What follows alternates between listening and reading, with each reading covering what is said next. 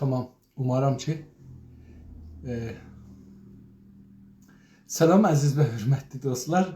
Bir müşkilə rast gəldik. Zahirən düşüncə otağı daha üzbəüz fişardan çıxıb və keçibdir. Yazı fişarından keçibdir. İndi şikayət eləyiblər zahirən və otaq biraz məhdud olubdur. Bu otağımızı açıb və burada yoldaşları çağırmaq məhdud olubdur. Hər halda salam ərz edirəm. Saygılarımı, hürmətlərimi xidmətlərinizə, huzurlarınıza sunuram. Umarım ki, hər zaman, hangi tarixdə, hangi zamanda, hər yerdə, hangi torpaqda bu videoya baxacaqsınız ya baxırsınız, keyfiniz saz olsun, bizim saygılarımızı, hürmətlərimizi, dərin hürmətlərimizi qəbul eləyəsiniz. Əziz və hürmətli dostlar, taza bir irat yaradıblar. Bəzi adamlar ki, bu düşüncə bəhslərinə müxalifdirlər belə zahirən şikayət ediblər, etiraz ediblər bizim bu bəhslərimizə və Instagram bizi o əlimizi daha bağlayıbdır. Umarım ki, eləyə bilək bunu həll edəyək.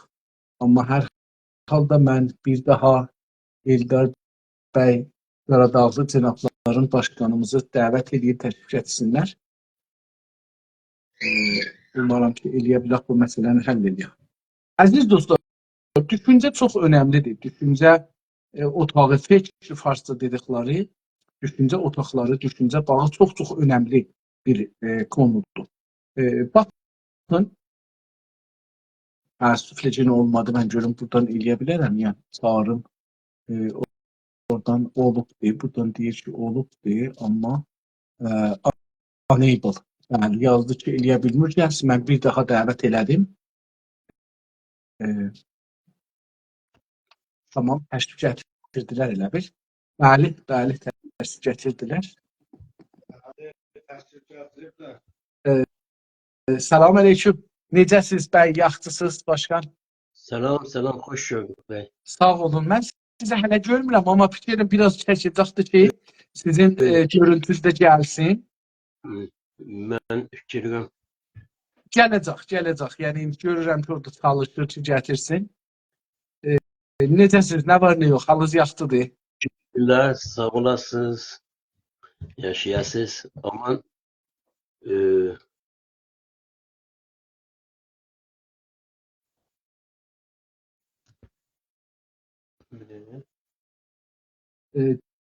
Görək, indi hələ feylən elə bir pəncəriyə tərəf baxır kamera, yəni sizi görsətmir. Umarım ki, kəsildi elə bir, amma. yox, mən.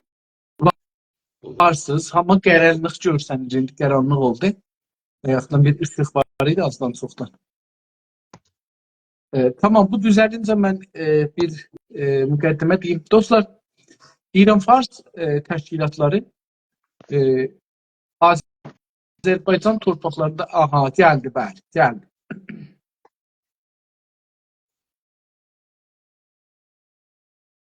Bəlkə də internetdə bir zəifi var, çünki burada hərdən bir umarım inşallah zəif olmasın. Mən gərək həttmən bu kompüterin elə birisi düzəlir, bəli. Aman, niyə belə gəlir, niyə? İndi sizi, fikirəm ki, laptopu mən görürəm. Kamera sizi yəni görsətmir. Ələn kameranı gərək qozuyəsiniz. Siz bir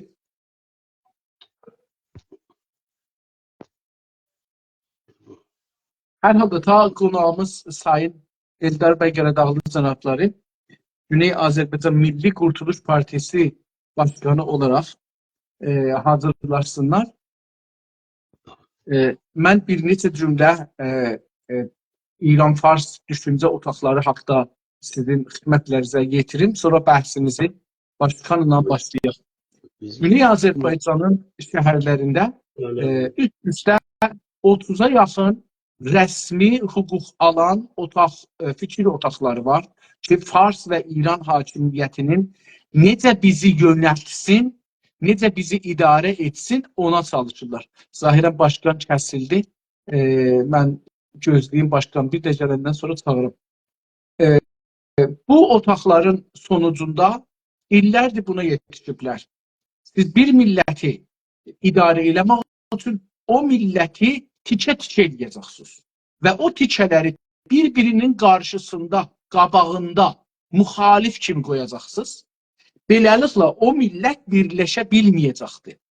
Məsələn, nə edilər? Gəldilər, universitet, danışqah öğrenciləri qoydular millətin qabağına. Hətta sonra gəldilər necə ərazulu obaş və danışçılar. Yəni bunları qoydular bir-birinin qabağına. Böldülər. Yəni cavanları böldülər iki yerə. Bir danışçılar, bir danışçı numalar, bir də ərazulu obaş. Bazarı da belə böldülər, işçiləri də belə böldülər, əməkliləri də belə böldülər. Bu şəhər, o şəhər qoydular bir-birinin qabağında. Bu ustan, o ustan qoydular bir-birinin qabağında. Şiə, sünni qoydular bir-birinin qabağında. İndi Güney Azərbaycanda daha bir iş görüblər. Nədir? Buradan mən bir də başkanımızı çağırım, təşrif etsinlər. Daha bir iş gördülər. Nə edilər? Gəldilər, Azərbaycanın düşünürlərini iki yerə böldülər. İçəridəkilər, eşikdəkilər. Və calib budur, bunların içində bir dava saldılar.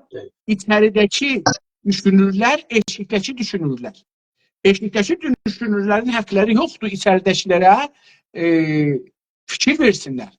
Ya içəridəki millətə fikir versinlər, düşüncə versinlər. Onlar meydanda deyirlər. Əgər istəyirlər, gəlin meydana.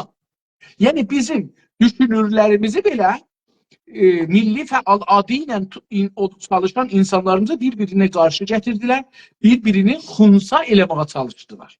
Yəni biz bir-birimizi əvəzin ki, hamımız bir olaq, milli mənfəətlərimizi, milli dövlətçiliyimizi quraq, milli mənfəətlərimizi ələ gətirək, hamımız əl-ələ vermişik ki, milli hərəkəti kiçildək, vuraq, zəiflədək. Bu hardan gəlir? Bu, mən istəməyəm, xaricdə olan ya içərdə olan, fərq eləməz. Mən İran və Farsın otaq düşüncə otaqlarının və əmniyyət düşüncələrinin xidmətindəyəm. Tutuldu getdi. Necə ki, bir millətin düşüncəsi hər yerdə ola bilər, hər yerdən də düşüncə verə bilər. Bu, onun haqqıdır, haqqıdır. Mən bu haqda bir məqalə yazırdım, dahi onu axşam bugün, yəni sabah Təbriz vaxtı ilə görərsiniz. Amma beləliklə. İcazətlə, Eldar bəy, mən proqramı rəsmi halda başlayayım. Buradan Təbii ki, sizin məhsulunuzun hanım. Sağ olun, sağ olun. Mənim hələ gəlməyibdi, gözləyirəm. Salam, əziz və hörmətli dostlar, vətəndaşlar, yoldaşlar, dildaşlar. Hər yerdə sizə can sağlığı arz edirəm. Bizim sayğılarımızı, hörmətlərimizi qəbul edin. Və hangi tarixdə, hangi zamanda bunu görürsünüz, bizim sayğılarımızı qəbul edin. Mən Səfəli Hidayətəm, Düşüncə Bağı adlı proqramı aparıram. Biz bu proqramda gəldik, Güney Azərbaycan və İranda yaşayan siyasi partilərin, liderlərin ya o partilərə mənsub olan insanları ki, partilər müəllif edir, dəvət elədik gəlsinlər, bizim 500 sualımıza cavab versinlər. 500-ə yaxın, ya dəqiq saymamışım ona görə. Bu partilər, Azərbaycan partilərindən ikisi dedi gəlməyəcəm, biri dedi soruşacağım, cavab verin və qalanları dedilər gələcəm. Biz bunlar üçün nümunə qoyduq. Hər bir hizb ya mənsub ki gəlir bura, əgər bir adama, ya bir şəxsiyyətə, ya bir hüquqi şəxsiyyət, yəni məsələn hizbin adını çəkərsə, onu nəqd elərsə, mənfi nümunə verək.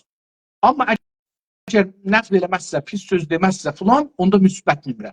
Müsbət nümunəmizin ən başı milli ərdəmli, ondan bir dərəcə az. Ən ərdəmli, ondan bir dərəcə az ərdəmli, ondan aşağı mənfi. Mənfi 1, mənfi 2, hər söz biri bir mənfi hesab olur. Gedir beləsi. Bunun üzrə.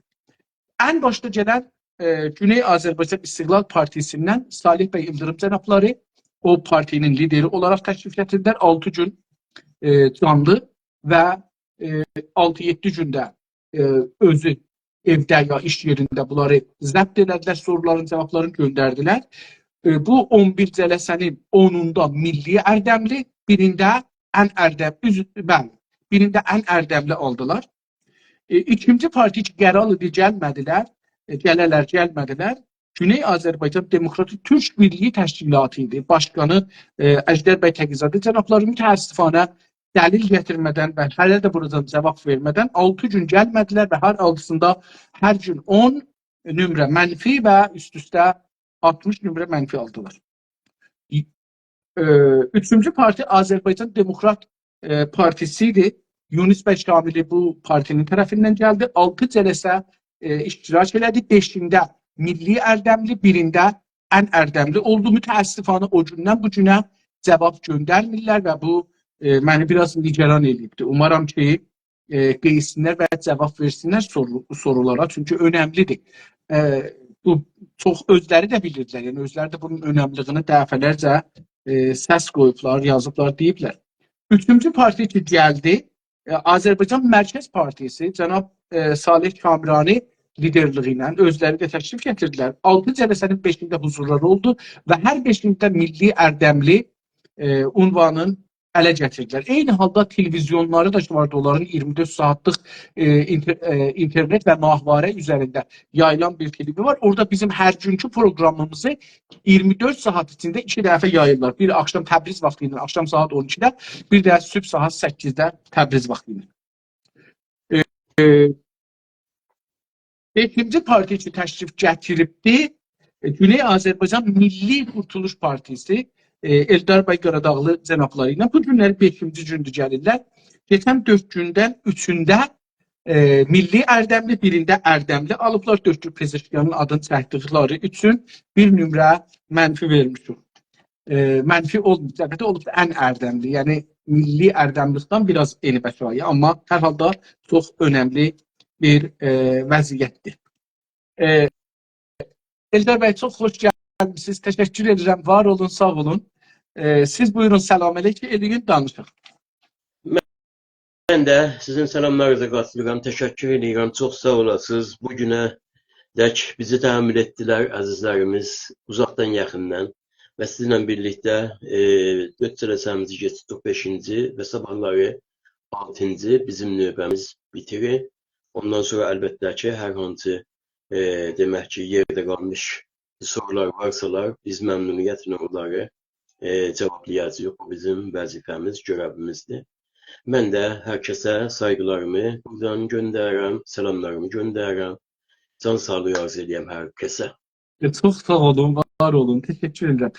Sizin dövrə qurtulandan sonraki sabah 6-cı gündür. Ondan sonra bir gün tətildir. Yəni Cuma axşamı tətildir. Cumadan Məcid bəy Cəvadi cənabları ilə Azərbaycan Milli Dirəniş Təşkilatı Başqanı ilə davam edəcəyik. Bəli. Ərz edim xidmətinizə ki, sorumuz dünənlərə azadlıqda qaldı. Azadlığın 5-ci sorusunu sorduq. 6-cısı belə idi.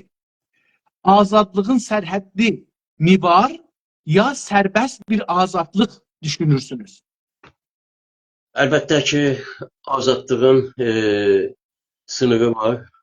Azadlığın sərhəddi var. Azadlığın sərhəddini qanunlar təyin edirlər və o qanunlar da zaten istər-istəməz millətin özünün vəkilləri tərəfindən demək ki, müqənnənə ya qanunuzar məclisdə təsdiq olunurlar və ondan sonraki demək ki, idul olursa o sınır aşma olur, azadlığın sınır aşması olur. Olar. Yəni bunu deyim ki, azadlığın sınırı var. Tamam. Teşekkürler. Dünən sordum bunu. Əlbəttə bilmirəm niyə yenə ora gəlmişəm. Ehtimalən bunları sormuşam dünənlərə, amma bir də sorun bunu. Sormayayım ya, dünən sormuşam da. Azadlığa qarşı fəaliyyətlər ilə necə davranmalı düşünürsünüz? Davranmanı düşünürsünüz? Azadlığa qarşı fəaliyyətlərin kimin və kimsələrin tərəfindən dövlətin, demək, hakimiyyətin, dövlət yox, hakimiyyətlərin tərəfindənmi azadlıqları daratmaq və azadlıqları demək ki, o öz, necə deyim, etibarından uzaqlaşdırmaqmı, yoxsa başqa, daha doğrusu, sınır dışı ölkələr tərəfindən. O da olur, o da olur. Yəni azadlığı daratmaq sırf bizim hakimiyyət tərəfimizdən deyil, bəlkə türlü bizim istiqlaliyyətimizi, bağımsızlığımızı ya özünün demək ki, hegemonluğuna çəkməyə çalışmaq və ya onu birbaşa məhv eləmək. Bunlar ikisi bir-birindən fərqlidir.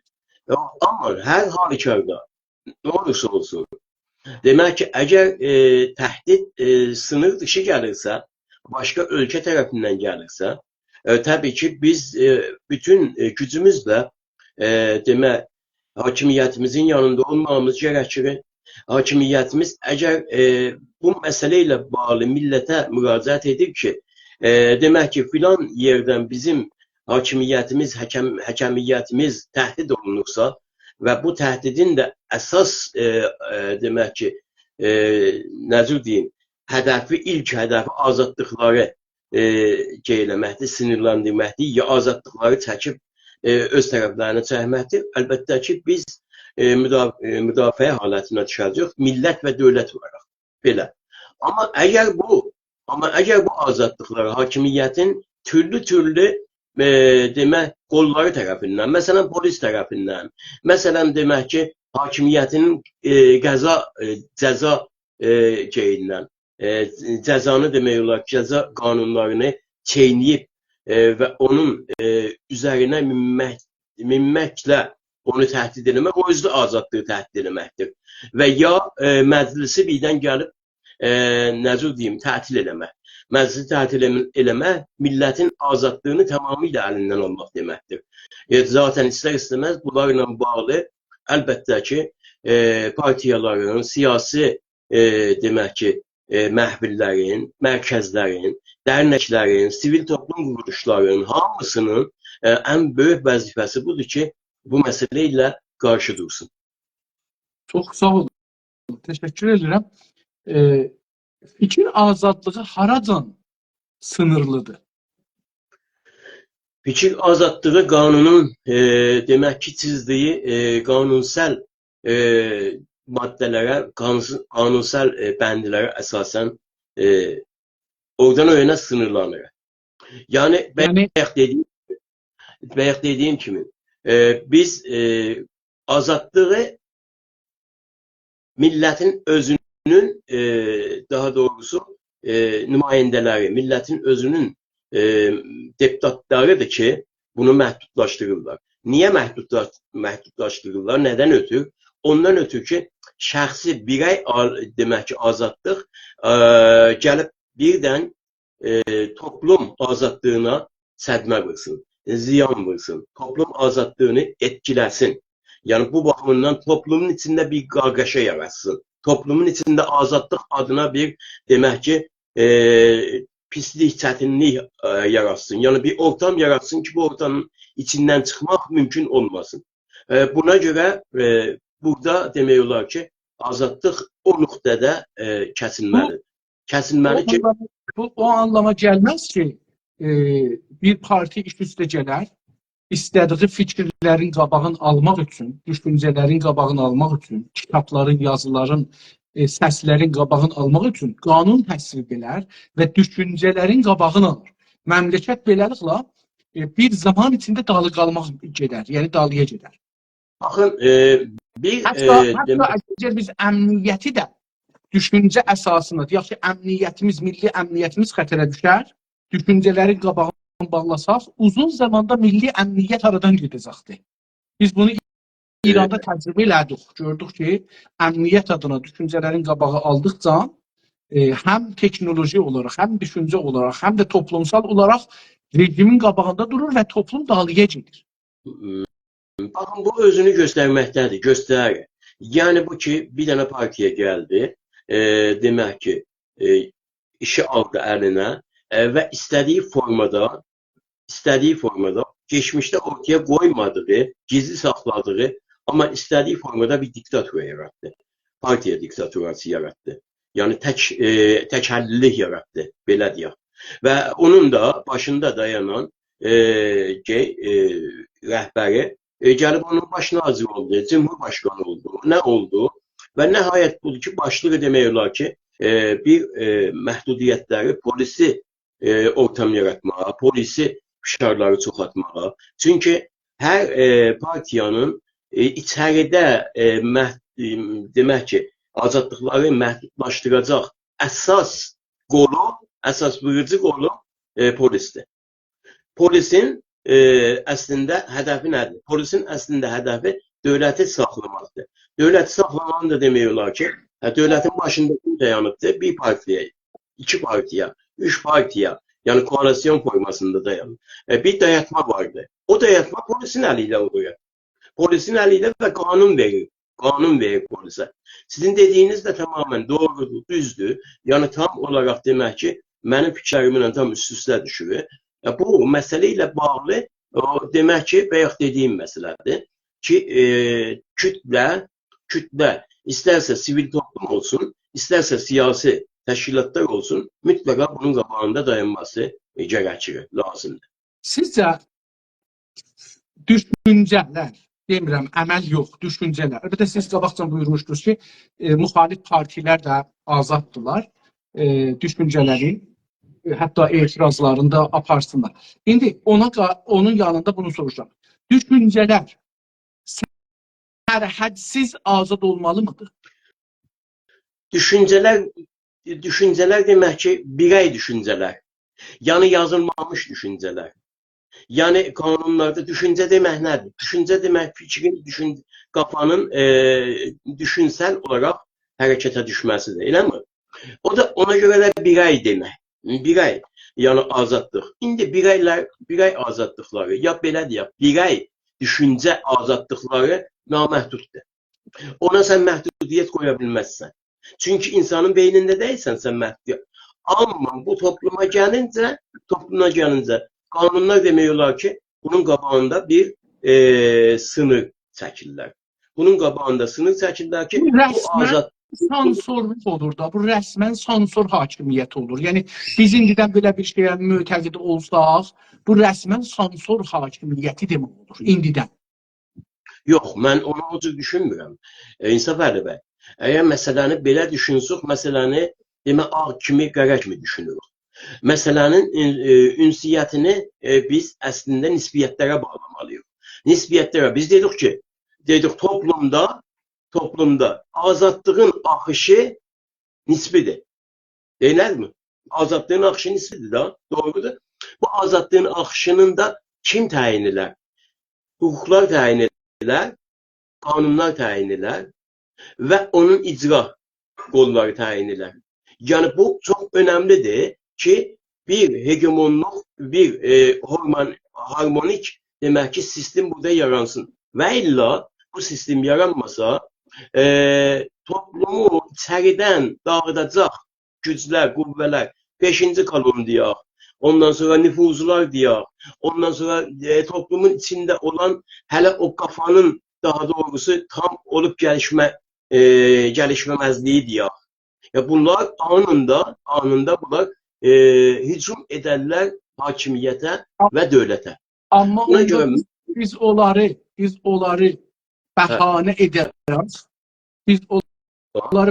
edərək, azadlıqları millətin əlindən alırıq. Məsələn, mənim bir dənə düşüncəm var, siyasi bir düşüncə, iqtisadi bir düşüncə, hər nə, düşüncə var. İstəyirəm bunu yazan və yayan. Amma hakimiyyət qanun qoyubdur, sansur edir, deyir ki, sən yaya bilməzsən. Bax, orada məsələlər bir-birindən fərqləndirək biraz. Yəni bu ki, daha doğrusu, dedik ki, demək, düşüncə bağının, ya düşüncənin yayımı, ondan sonra düşüncənin millətə verilməsini, düşüncə demək ki, daha doğrusu üzərində təşkilatların yaranması, dərnəklərin yaranması, bunlar zaten nədirlər? Bunlar bizim azadlıqlarımızdır. Yani daha doğrusu birin gəlib ön yargılı məhkəməyə vermək mümkün deyil, olmaz. Çünki sənin düşüncəndə, məsələn deyirəm, aşırı solçuluq vardı. İndidən demək olar ki, mən nə mənədir, sənin qapını bağlıram. Bu mümkün deyil, olmaz.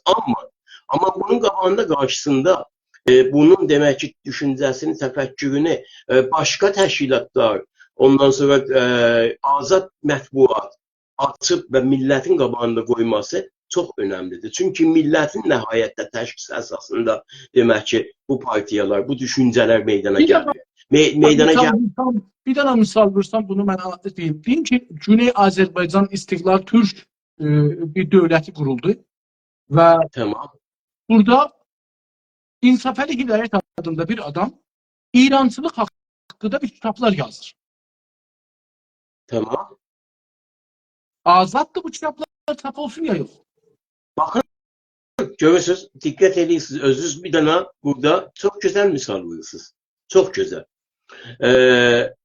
İndi sizin daha doğrusu bir tərifləriniz vardı. Bu təriflər hüquqda gəlir, qanunda gəlir. Amma bir də vardı ki, istihbaratınız var. Bu istihbaratınızın əsaslarını niyə qoymuşsunuz? Nədən qoymuşsunuz? İstihbarat fəqət bu deyil ki, var olan demək ki, o şeyləri, xətərləri, təhlükələri üzə çıxasın. İstihbarat budur ki, daha doğrusu gəlsin o var olmayan və var olacaq ya varsayımları dövlətin versin orqanlarına. Əlbəttə ki, siz buna bir tərəfdən azadlığı verməlisiniz. Yəni partiyasının qüvvəti. İndi ya siz demişəm bir kitab istəyir yazsın, filan. Digər tərəfdən isə millətə agahlıq verməlisiniz. Milləti öz başına buraxmamaq mümkün deyil, olmaz. Hələ bizim toplumlarımızda ki 100 il demək olar ki tapdaq altında və əsarət altında. Cənabınız yəni buyurursunuz ki, o kitab çap olsun, amma onun qarşısında da fəaliyyətlər olsun. O okey. O məncə də okeydir. Baxın, bizim demək ki, ən faşist sistemlər gəlirlər. Bir dənə məsələn bir kitabdır, tamam, çox gözəl. Siz gətirdiniz, verdiniz bizə, plan elədiniz. Ondan sonra gəlirlər demək olar ki, buna bir dənə tim vardı, redaktör timi vardı, oxunma timi vardı. O oxunma timinə verirlər. Oxunma timinə verəndən sonra adamı çağırırlar. Deyirlər, sən bunu verəcəksən eşiyə? Deyir, hə, verəcəm. Deyir, tamam. Bu redaktör heyəti ilə büyükgəl əməkdaşlığı ilə. Məsələn, bir dənə kitabdır, 150 səhifə. 150 səhifənin 70 səhifəsini nə edirlər? Aradan qaldırırlar, götürürlər. 80 səhifə. Onlar özləri də bir artımlar qoyurlar. Deyirlər, büyük indi ver. Verə bilərsən, ver. Verməzsən, özün bilərsən. Amma versən sənə yardım edəcək, köməklik edəcək. Ya məsələn, təsəvvür edin, bizim özümüzə yadıma gəlir, demək ki, Azərbaycan türklərinin eski tarixi kitabı, rəhmətli 400 hektar boyun kitabını ki 17 kopi, ilk 7 kopisini mən çıxartmışam onun A4 formatlarında. Demək, bu 3 il yarım, 4 il getdi, irşadda qaldı. 3 il yarım, 4 il, bəlkə də çox, təsəvvür edin ki, yəni çəkdi daha bunun daha doğrusu yazmasından ta bəski önə çıxması bir 10 il çəkdi hüdudun. 10 il sonra. Yoxsa bu gəldi, neynədi? Gəldi bu işat nəhayət bu idi ki, bunu çox böyük kitab idi. Yəni 1500 səhifə fəqət A4 formasındaydı kitab. A4. Təsəvvür eləyin nə qədər olardı. Düzdür, indi də çoxdur, amma o qədər çox deyil. Yarı kəsblər. Demək ki, bunu gəldilər, nəhayət bu idi ki, buna bu şərtlə izin verdilər ki, demək ki, Azərbaycan türklərinin eski tarixi unvanı, titili bundan götürəcəkdir. Olacaqdır İran türklərinin eski tarixi. Nəhayət bu rejimdir də, rejimdir. Yəni, görürsünüz, manələr bir deyil, iki deyil. Əlbəttə ki, bizim də dövlətimizin bu demək ki, kanallarından geçmə Yəni kanallarından sansur idarəsi olacaq. Yəni sizin dövlətdə sansur idarəsi olacaq. sansor deməyək. Məsələn, sansor deyəndə, Hər nə adın sansor qoysaq, hər nə adın qoysaq sansurdur da. Yəni mənim fikrim kimi çıxmayacaq. Dövlət istədiyi kimi çıxacaq. əlbəttə, bu çünki sənin fikrin, mənim fikrim ola bilsin ki, bir zaman demək ki, o dövlətin məhvinə çalışır. O dövlətin məhvinə çalışır. Neyniyəcək? O dövlət keçsin Biz ona cavab versin. Niyə fikirləri bağlıdır? Keçsin cavab versin. kimə Dövlət cavab? böyük sistemdir. Mən kitab yazmışam.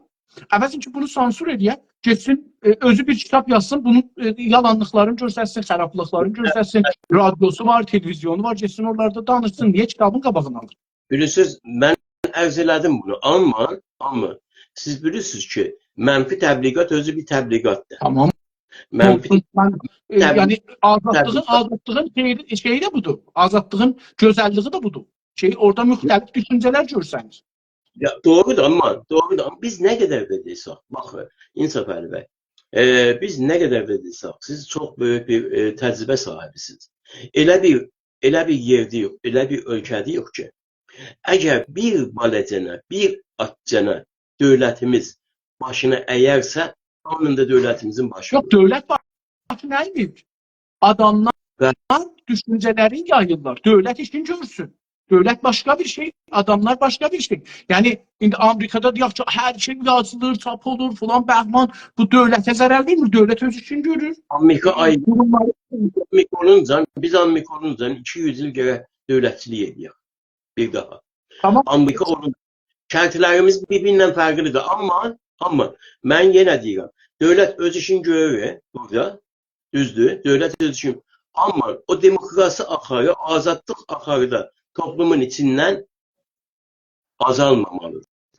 Mənim nəzərimə gəlir ki, bu vəziyyətdə biz gedərik, məsələn, Rusiya, Koreya Şimali kimi bir şey olduq. Yəni, nə fərq edər ki? Biz də Koreya Şimali kimi bir şey olduq. Yəni, düşüncələr bağlanar, dalıya gedər. Bir dənə sistemdir, dövləti müqəddəs tutub saxlamaq üçün insanların azadlıqlarını aldıq. 30 ildən sonra Cumhur İslaminin tayı bizim də əleyhimizə millət qarxar ayağa ki, mənim azadlığım yoxdur, mənim kitabım çap olmur, mənim... Bilirsiniz, ola bilsin ki, düşüncələrimizdə bir açan fərqlilik vardır. Mən o düşüncəmizin axarı ilə hərəkət edirəm. Məsələn, dünənləri İsrail idi. Demək ki, bir söhbətimiz oldu. O söhbətimiz bundan ibarət idi ki, sizcə demokrasiya yoxsa milli dövlətçilik? Mən açıq dedim milli dövlətçilik. Təbii ki. Açıq dedim milli dövlət. Demək ki, azadlıq özü demokrasiya deməkdir. Əgər bu azadlıqdan, bu demokrasiyadan milli dövlətimin yıxılması üçün fəaliyyət edəcək. Baxın, mənim müxalifətim bir dənə düşüncəni ortaya qoymam, milli dövlət yıxmaz. Mənim kitabım çap olmaz. İttifaqən milli dövlətə məşruiyyət verər. Bax, burada nə qədər azadlıqlara önəm verir. Yəni, bir dənə kitabdır çıxdı, bunu 10 nəfər oxuyacaqdır. Bunun qarşısında 100 nəfərdə mümkündür danışaq, müxalifət edir. Bu, hakimiyyəti və dövləti daha ciddi gücləndirən. O halda ki, sansur gələndə etimadsızlıq ortaya çıxır. Yəni, dövlətə və hakimiyyətə etimadsızlıq çıxır.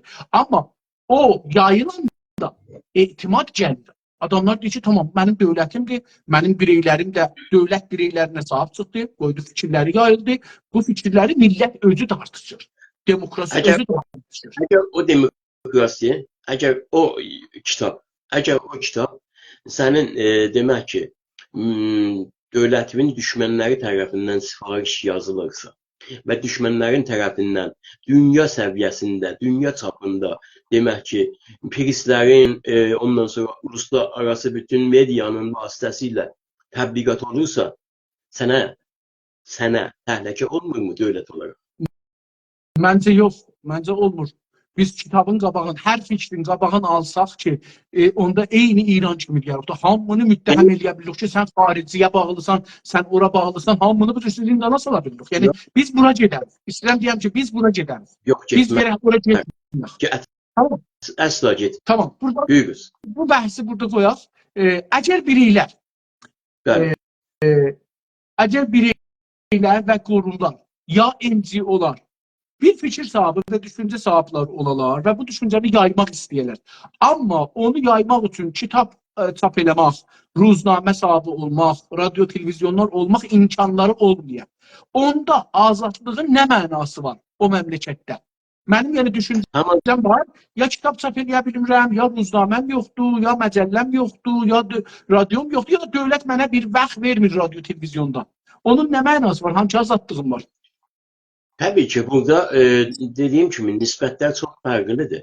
Mesela bir muhalefet partidir. Bu muhalefet partiye qeydiyyatdan geçibdi. Ondan sonra milletin hardasa bir 10%, 15%, 5%, 2% səsini qazanıbsa, bu demək olar ki, qanuni bir partiyadır. Qanuni partiyanın da qanuni haqqı vardır. Qanunlardan istifadə eləsin və özünün fikrini, düşüncəsini dünya üçün yaysın, milləti üçün yaysın, vətəndaşları üçün yaysın. Yəni bütün burada bir şey yoxdur.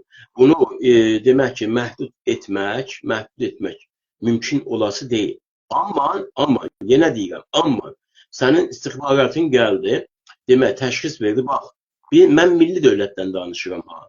Mən artıq Cumhur İslamıdan ondan bundan söhbət eləmirəm. Mən milli dövlətdən danışıram. Amma gəldi istihbarat demək olar ki, bir səbəblər, bir dəlillər, bir nədənlər ələ gətirdi ki, bu nədənlər əsasında bu İnce dediyin adam, məsələn, Intelligence Service şeydi, casusudur, bizim içimizə göndərilibdir. Burada fərq edir məsələ. Burada məsələ fərq edir. Ona görə mən demək istəyirəm ki, nisbət və nisbət. Yəni nisbi baxışlar bizi demokrasiyə çəkər, bizi möhkəmliyə çəkər. Amma mütləq baxışlar bizi tamamilə darmadağın edər. Hətta dövlətdə də belədir. Ona görə mütləq azadlıq məncə yox. Tamam. İndi o sorumuza qeyirsəm, imkanlar yoxdur, radio, televizyon yoxdur. Onda azadlığın mənası varmı? Yəni məsələn deyək ki, partilərə var. Amma məsələn bir də insanlar, NGO'lar vardı, ya kiçik partilər vardı. Bunlar imkanları yoxdur. Əgər bu toplumsal demək ki, qısıtlama olsa, azadlıq səlb olunur. Bu qədər. Tamam. Əgər toplumsal qısıtlama olsa, azadlıq səlb olunur. Tamam. İndi bir də orada işarə buyurdunuz ki, partilər bir şeydən geçiblər, bir məsələn nizarətdən. Bu nə deməkdir? Nizarətdən demədim. Dedim qanunlaşıblar. Qeydiyyatdan geçiblər. Qeydiyyat yəni nə mənə? Onu istəyirəm görüm, bu qeydiyyat yəni nə mənə? Bilirsiniz, siz yaxşı bunu bilirsiniz ki, hər dövlətin nəzdində hakimiyyətdən asılı olmayaraq, bax, dövlətin nəzdində hakimiyyətdən asılı olmayaraq, dövlət müəssisələrinə vabəstə, bağlı olan orqanlar vardılar. Məsələn, sivil toplum quruluş orqanları. Məsələn, İsveçdə onun adını qoyurlar, deyirlər UNICEF, NGO. Yəni mərkəz, bunları kontrol edən mərkəz. Bunların işlərini idarə edən mərkəz deyilir. Mən bir dənə dərnək yaratmaq istəyirəm. Göndərirəm o orqana. O orqandan 2 həftə sonra mənə, ya 1 həftə sonra mənə cavab gəlir ki, sənin fəaliyyət nömrən bu. Fəaliyyət nömrən. Yəni sənə icazə verir. Ona deyirik səbt idarəsi. Səbt edirik. Şirkət kimi səbt edirik. Səbt. Niyə?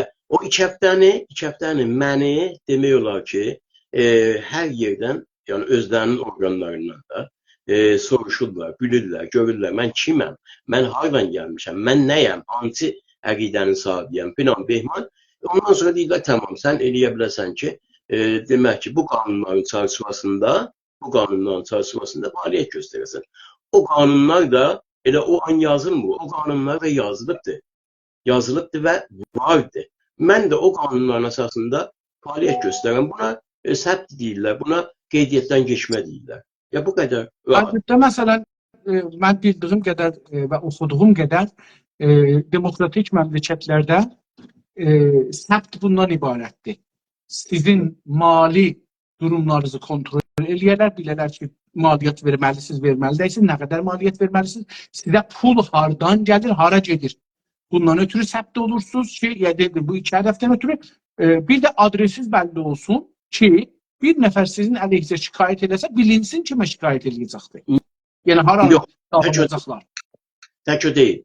Tək o deyil. Bizim istiqrar deyirlər, yəni əsasnaməmizi alırlar, əsasnaməmizi qəbul edirlər.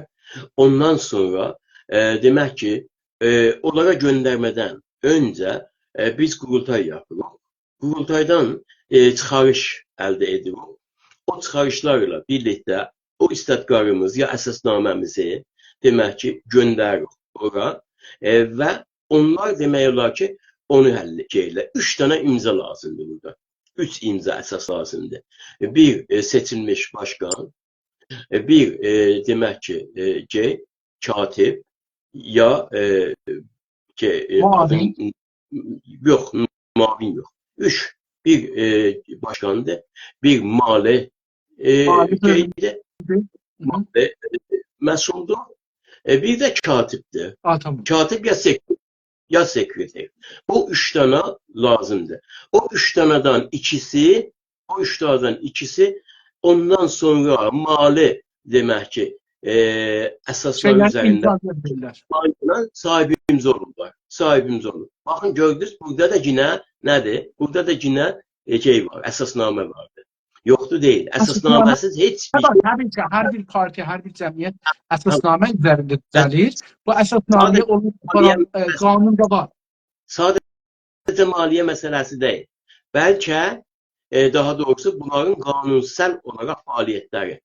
Və ildə bir dəfə bunlar qurultay keçirməlidirlər. İldə bir dəfə o qurultayın raporlarını göndərməlidirlər, demək ki, həman orqanlara. Yoxsa bəziləri var ki, görürsünüz ki, 10 ildir demək olar ki, onlarla rabitəsi yox. Dövlətlə rabitəsi yox. Heç dövlət də bunların arxasıca gəlməz heç bir zaman. Dövlətin işi qurtarmayıb gəlsin ki, demək ki, yəni nə deməkdir? Yəni bu deməkdir ki, sənin sən də, mənim ki, mən də. Nə sən mənə azar verirsən, nə mən sənə kömək verirəm. Amma o adam ki istəyir, o dərnək ki istəyir, illik köməklik alsın, mütləqa illik raporunu verməsi gərəkir. Təbii. Dövlətin büdcəsindən əgər istəyirsən istifadə edəsən, büdcəvi harda xərcləmirsən, onu verməlisən. Təbii ki. İndi azadlıqdan faydalanmaq üçün nə cür imkanlar yaranmalıdır? Bu imkanları kim və hangi qüvvə yaratmalıdır? Azadlıqdan faydalanması üçün nə cür imkanlar yaratmalı? Bəli. Bu imkanları kim və ya hansı qüvvə yaratmalıdır? Bəli. Demək ki, azadlıqların dediyim kimi təminatı qanunda yazılır. Qanun azadlıqların təminatıdır. Qanun üstündə demək ki, qurulmuş dövlət mütləqa özünün bütün orqanları vasitəsilə bu azadlığı təmin edir. Amma yox, olmadı, demək ki, burada aksaqlıq gəldi meydana. Məsələn, dövlət gəlir, qanunlarda azadlıq veribdir, göstəri azadlığı veribdir. Göstəri azadlığı verib. Sən deyir ki, tamam, göstəri azadlığı var, sən bir həftə, 2 həftə qabaq mənə müraciət edirsən, mən o yerlərdə ki, sən istəyirsən, demək ki, keçirdəsən, göstəri yapasan, ya miting keçirdəsən, ya yürüyüş edəsən, mən onları nə edəcəm? Polisimlə kontrol edəcəm ki, sizə ziyan gəlməsin. Tamam mı? Və sizdən də vətəndaşa ziyan getməsin. Yəni belə. Çox gözəl. Bu əgər olursa, çox gözəldir. Burada hər hansı bir, demək ki, bir problem yox, bir pürüz yoxdur. Amma, yox, mən qanunlarda sizə icazə vermişəm, çıxasınız eşiyə. Amma indi görüm istəmirsiniz çıxasınız eşiyə. Demək ki, burada nədir? Burada bir polis baskısı var. Bu polis baskısı da hakimiyyət baskısı sayılır. Çünki polis öz başına o ofisindən eşiyə çıxmaz. Polisə ancaq dəstur verirlər. Ged ora, gəl bura. Burada müdaxilə elə, orada müdaxilə eləmə. Bundan himayət elə, o birisindən nə elə, himayət eləmə. Polis. Bu da hakimiyyətin işidir, dövlətin də. Çünki dövlət bir şəxsi deyil ki, hakimiyyət şəxslərdən ibarət şeydir, səyyar demək ki, orqandır. İndi bu durumda, bu vəziyyətdə nə eləmək lazımdır? Bu vəziyyətdə nə eləmək lazımdır? Bu vəziyyətdə əlbəttə ki, hakimiyyətə olan fişarlar hər gün çoxalmalıdır. Hər gün çoxalmalıdır. Yəni bu ki, əgər hətta hakimiyyət bir dəfə, iki dəfə səni əngəlləməyə çalışdı və sürətli olaraq bu işini davam etdi, artıq demək olar ki, icazə də lazımdır, icazə də almaq gərəkmir və çıxıb sözünü deməlisən. Bu da nədir? Bu da bir qargaşa deməkdir. Yəni bu demək ki, artıq bu hakimiyyət öz etibarını əldən veribdir. Artıq o hakimiyyət azadlıqların zindanbanı olmuş hakimiyyətdir. Yəni bizim əlimizdə nə ola bilər bundan artıq? Bizim əlimizdə bundan artıq bu ola bilər ki, çıxaq mitinqə, bizi döysünlər, bizi vursunlar, yaralasınlar, tutsunlar, zindana salsınlar. Millətin hər gün getdikcə həssasiyyəti çoxalsın, çoxalsın, çoxalsın, çoxalsın. Əgər sənduq varsa, sənduqda bunları salsın. Sənduq yoxsa, inqilab etsin. Başqa yolumuz nə ola bilər ki? Tamam, gözəl, gözəl. İndi imkanlara amma cavab vermədiniz. Yəni qanunu buyurdunuz, amma indi bu azadlıq fərdidir ya NGO-dur ya təşkilatdır. Özünün mali imkanı yoxdur, radio televizyon açsın, ruznamə açsın. Bunlara kim imkanlar yaratmalıdır? Yoxsa azadlığın nə mənası olar? Mən dedim də, əgər hüquq üstünlüyü, dövlət, hakimiyyət varsa, bunların hamısına şərait yaratmalıdır. Tamam. Yoxdursa, zaten bunları söke-söke almaq gerekir. Tamam, anladım. Acaba hər cür düşüncəni və üstə düşüncələri demişdik, burada misal vururam, onlara görə soruşuram.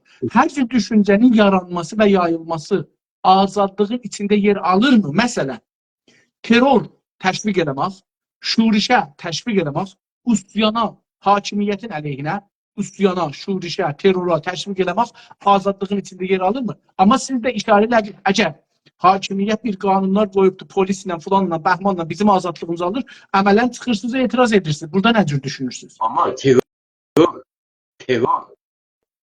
terror azadlıq deyil. Terror azadlığın məhvidir. Terror azadlığa qarşı ən böyük demək ki, antibəşəri bir isyan əsasını təşkil edir. Terror bambaşqa. Biz ona görə dedim, İnsaf Əli bəy, məsələləri bir sənə daha götürsək, bir-birindən aralı fasiləli götürsək, nisbi şəkildə çox gözəl nəticələrə yetişərik. Məsələn, terrordur, ondan sonra dövlətə şurişdir, bax, dövlətə qarşı şurişdir, ondan sonra isyandır, dövlətə qarşı isyandır. Dövlətlə hakimiyyəti ayırırsınız da əslində. Əlbəttə, baxın, biz milli dövlətdən danışırıq da, eləmi? Düzdür, Güney Azərbaycanın, bizim təbirimizə görə Türk Cumhuriyyətindən danışırıq. Yəni mən beləsi deyim, bir prezident var, o prezidentin kabinəsinin və dövlətinin hakimiyyətinin əleyhinə üsyan eləmək olar, şuriş eləmək olar, amma Cumhuri, o Güney Azərbaycan Türk Cumhuriyyətin yıxaq yerinə İran gətirək yox, burada yox. Baxın, əgər məsələ otomatik olur. Məsələ bizim əlimizdən çıxandan sonra, necə bizim əlimizdən çıxandan sonra? Sabahları Güney Azərbaycan Türk Cumhuriyyətində bir dənə şiddətli bir despot sistem gəldi ortaya. Despot bir hakimiyyət gəldi ortaya. Cumhur İslamıdan daha bətər gəldi. Yaşa. Düzdür. Onda sandıq yox. Sandıq olsa da fərmayişidir. Bugünkü kimi. Tamam. Onda demək ki, millətin azadlığı tamamilə səlb olunmuş. Kitap yox, gazet yox, radio, televizyon yox, nə yox. Bir diktatör vardı, oturub orada, deyir ki, Bağdadda kök xəlifə budur mən. Tamam. Onda bizim demək ki, mücadiləmiz, mübarizəmiz çox dərinlərə gedir artıq. Artıq dərinlərə gedir. Yəni nə deməkdir? Dövlətimizi nəcat vermək üçün bu şəriətlərdən baxı, nəcat vermək üçün bu şəriətlərdən mütləqa qəhriyyə rəvişlərinə də əl vuracaq. Niyə? Nədən? Nədir? Qəhriyə rəvişləri nələr olur? Məsələn, elə bayaq dediyiniz kimi milli isyan. Silahlanmaq da girir onun içinə. Milli isyan isə silahlanmaq da girir. Millətin əgər axırda çarəsi silah olursa, təbii ki, o da hə. Çünki ortada bir hakimiyyət vardı ki, bu hakimiyyət nə sandıq bilir, nə demokrasi bilir, nə millət bilir, nə kütlə bilir, nə haqq bilir, nə sadəcə özünü düşünür. Məsələn, bu günləri biz elə kimi misal vuraq? Elə öz məmləkətimizdən misal vuraq. Yəni 29 Bəhməni misal vuraq. 29 Bəhməndə var idi, gedirəm. Niyə onu deyirik ki, Pişəvərinin dövlətində millətin, dövlətimizin yıxılmasını misal vuraq? O çətin məsələdir. O bizə təcavüzdür. O bizə təcavüzdür, eşikdən təcavüzdür. Amma biz içəridə 29 Bəhməndə cəmaat çıxdı eşiyə və demək ki, rejimə qarşı, keçmiş rejimə qarşı, çünki ağzıma bir şey gətirməyim ki, adı eləməsin. Deyəsən ki, o da adını deyə bilərsin. Nə idi? Zərafət elədim, şüxlə elədim. Əlbəttə, şey olsun. Amma əslində biz 29 Bəhməndə isyan etdik da. Bəli. Yəni, dövlətə aid olan, daha doğrusu sinemalar oturuldu, meyxanalar oturuldu. Ondan sonra, əlbəttə, o da meyxanalar dövlətə aid deyildir. Yazıq Ermənilərin işi. Sinemalar da dövlətə aid deyildir. İdarələr, ondan sonra rəssaxizin demək ki, mərkəzi alındı. Ora gedənlərin birisi mən özüm idim. Sonra biz demək ki, Dəvətçi meydanında hücum etdik Kələntəri 3-ə. Çünki Kələntəri 3 depo idi, silah deposu idi. Oradakı nakam düşdük, 3-4 nəfər də biz orada şəhid verdik. Oradan döndük, ikinci depo bilirdik ki, Rahən, mağazanın yanındakı Kələntəridir. Getdik, oradan gəldik, getdik ora. Orada da demək olar, yaxınlaşanda birdən bir tank gəldi, tank gəldi və həvai topla demək ki, şəhri titrətdi. Titrədəndən sonra artıq biz dağıldıq. Yəni bu vəziyyətdə tamamən bir isyandır. Biz niyə Kələntəriləri nişan tutduq? Nədən gedirdik Kələntəriləri? Ondan ötürü ki, silah əldə edək. Getmirdik ki, silahı orada yandıraq. Yox, yandırmayacaq. Dövləti yıxmaq da hədəf idi da. Orada dövləti də yıxırdıq. Hakimiyyət deyildi. Yox, təbii ki. Təbii dövləti yıxmaq idi. Amma biz o zaman dövləti yıxmırdıq ki. O zaman hakimiyyəti yıxırdıq. Biz o zaman hakimiyyət, yəni kütlənin demək İranı yıxmaq kimin niyyəti yox idi ki. Kütlənin niyyəti bu rejimi yıxıb yeni bir rejim gətirməkdir. Yəni hakimiyyət gətirməkdir. Dövlət öz yerində idi zaten. Bilirsiniz, belə bir durum olanda, belə bir vəziyyət olanda millət baxmaz ki, bu diktator mənim özümdən ya başqasından millət baxmaz. Millət ona görə axıracanda gedər və getməlidir. Tamam. Təşəkkür edirəm, gözəl. Azadlığın bir başı tohindirsə, bir başı isə ifşagərlikdir. Azadlığı necə ortada saxlamaq olar ki, istibdad və diktatorluğa getməsin? Yəni, tohin, iftira bir tərəfidir, ifşagərlik bir tərəfidir. Bir tərəfində çox əşrafa, bir tərəfində çox yuxarı səviyyədə ifşagərlik. Amma biri dövlətə, hakimiyyətə, hakimiyyətin dəstgahlarına dayanır, adamlarına dayanır. Biri də məsələn tohindir, o da gəlir şayə.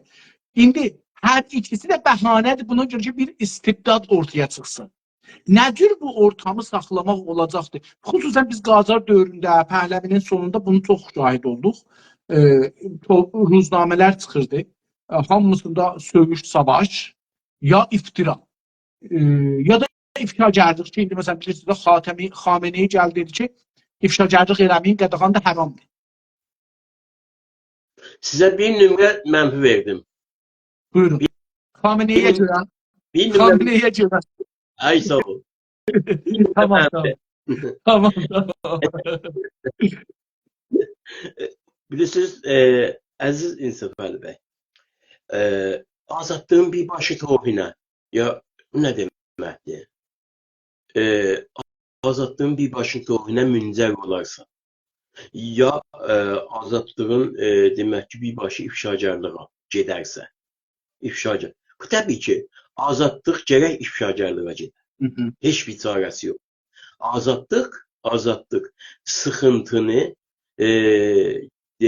aradan qaldırma və insanın nəfəsini çağlandırma, insanın demək ki, o mənliyini tam olaraq özünə çevirmə bir silsilədir, bir gedişatdır. Bu azadlıq. Amma azadlığın tohinə demək ki, hə, bildim, anladım. Siz deyirsiniz ki, əgər bir azadlıq tohinə müncər olarsa, eləmi? Bəli, bəli. Azadlıq tohinə heç bir zaman müncər olmaz. Azadlığın qarşısı tohinə müncər olur həmişə. Azadlığın qarşısını almaq üçün insan tohinə olunur. Azadlığın qarşısını almaq üçün insan alçaldılır. Azadlığın qarşısını almaq üçün hüquqlar əzilir, qanunlar darmadağın olur. Azadlığın alması üçündür ki, azadlığın qarşısını almaq üçündür ki, insanın o mənəviyyəti, o içindən gələn o, demək ki, necə deyim, ülviyyətini nişan alır. Ona görə də tam tərsi olur. Azadlıq heç bir zaman tohinə getməz. Amma məsələn deyirəm, mən gələm, Allah eləməsin, ağzımdan bir söz çıxar ki, İnsaf Əli bəyi necə incidə, İnsaf Əli bəyi hiss eləyər ki, mən ona tohin etdim. Mən ona azad deyiləm. Mən özümü, azadlığımı elə sınırda saxlamalıyam ki, özümü hər azadlığı ortaya qoymaqdan öncə o şəxsi öz içimə, özüm kimin alam. Yəni özümü onun yerinə qoyam və onu öz yerimə qoyam ki, əcəba mən bu sözü İnsaf Əli bəyə desəm, İnsaf Əli bəy dönsə o sözü mənə desə, mənə dəyərmi, dəyməzmi? Bax, hər şeydən öncə bu. Ona görə də daha doğrusu hər ağzımızdan çıxan sözdən öncə mütləqa o sözü beynimizdə gəlişdirib ondan sonra işə verməliyik. Bu belə azadlıq heç bir zaman tohinə müncər olmamalı. Olmaz. Çünki olsa özünün əleyhinə gedər. Özünü nəf edər azadlıq. Amma bu ki, ifşagarlıq azadlığın ən böyük demək ki, silahı ifşagarlıqdır. Çox gözəl. Təşəkkürlər. Doğrudan və həqiqi azadlıq varmı? O halda ki, bireylərin və insanların haqqını alıb qanun vəsiləsi ilə dövlətə ya hakimiyyətə verilir. Doğrudan və həqiqi azadlıq var. Azadlıq biz bədəvi demək ki, dövrəndə yaşamırıq. Bədəvi dövrəndə hər kəs birey azad idi. Çünki qanun yox idi. Çünki bu azadlıqları toplumsəlləşdirən bir hünər yox idi. Bir gəlişmə yox idi. Bu günləri tam olaraq demək ki, insanları toplumsəl edib və o toplumsəlliyin içində azadlıqları məna etsin, qanunsəl etsin. Biz o şeydə yaşayırıq, o dövrəndə yaşayırıq. Ona görə doğrudan və həqiqi azadlıq bu gün etibarilə anlam verir. Çünki qanunlar bunu işləyir. Çox sağ olun. İndi bu bəhsi də burada biraz eləyək. Məncə teorik olaraq çoxlu məsələlər ortaya qoyduq. Bu bəhslər bilirsiniz, mənim zehnimə uşaq idi mən inqilab olanda 57-də. Amma görürdüm ki, məsələn, bunlar məclisdə belə bəhs olmadı bu qədər. Hı hı. Bu qədər ki, cənabınızla mən burada bəhs elədik, İranın məclisində bu qədər bəhs olunmadı ki, azadlıq nədir, nə deyil. Bunları, mən fikirləyirəm ki, bunları biz indidən bəhs eləsək, bizim gələcəkdə çox böyük azadlıq haqqında fəlsəfəmiz çıxacaq ortaya. Neydi? Azadlıq fəlsəfəsi. İnsan Əli bəy, icazə bir şey diyeyim. Buyurun, buyurun. Biz Dünya Azərbaycanlılar qurultayındayıq Bakıda və 2500 adam var orada. Wow. Bunun demək olar ki, qanun, əsası qanununu təsdiqləyirlər. Ad verməyəcəm amma Bəli. əsaslı qanunu deyirlər, təsdiqləyirlər. Birisi, hardası demək olar ki, 45 səhifəlik bir əsasnamə. 45 səhifəlik əsasnamə. Demək ki, bir bəndi, bunlar hamısı təsdiqlənməlidirlər. Yəni, onaylanmalıdırlar. Qabaqda bizim tanınmış bir dövlət adamı bunu oxudu. Hər bəndin axırına gedəndə əlin qaldırır. Təsdiq oldu. Təsdiq oldu. Demək olar ki, İnsan Əli bəy, 18 dəqiqə time tutmuşdum. 18 dəqiqədə 48 səhifəlik, 45 səhifəlik bir dənə demək ki, qanun, əsasnamə təsdiq olundu. Bir adam 2500 içində bir adam müxalif yox idi. Bir adam müxalif olmadı. Kimin cəsarəti var? Cürəti olmadı müxalifət eləsin, yoxsa düşüncələri yox idi. O demək, kimin cəsarəti var idi müxalifətsiz eləsin. Hamımız əldə olduq. Bəli. Tarixdə çoxdur. Tarixdə bunun payları çoxdur. Azadlıq. Mütəəssifən. Azadlıq dediyin formulların fərqlidir. Bu da bir. Bəli. Çox dövlət bəhsinə. Türk anlamında dövlət, Türk anlamında dövlət bəhsi. Əziz və hörmətli dostlar, əgər lütf edəsəz, bizə düşmənlərimiz, düşüncə müxalifləri şikayət ediblər zahirən Instagrama və Instagram bizi icazə vermir, dostları dəvət eləyək. Mən sizlərdən xahiş edirəm, onlar iki otaqdadılar, dostlarınızı siz çağırın, çünki bizə icazə verməli çağırıq. İndi keçək dövlət bəhsinə. Dövlət Türkiyə və Azərbaycan və Türk anlamında. İranda dövlət, rəis cümhur və kabiniyyə deyilir. Amma hakimiyyət o sistemə, kullu o sistemə deyilir ki, rəis cümhur da onun bir parçasıdır. Biz getirib o sistemə. Sizin təşkilata görə dövlət nə demək?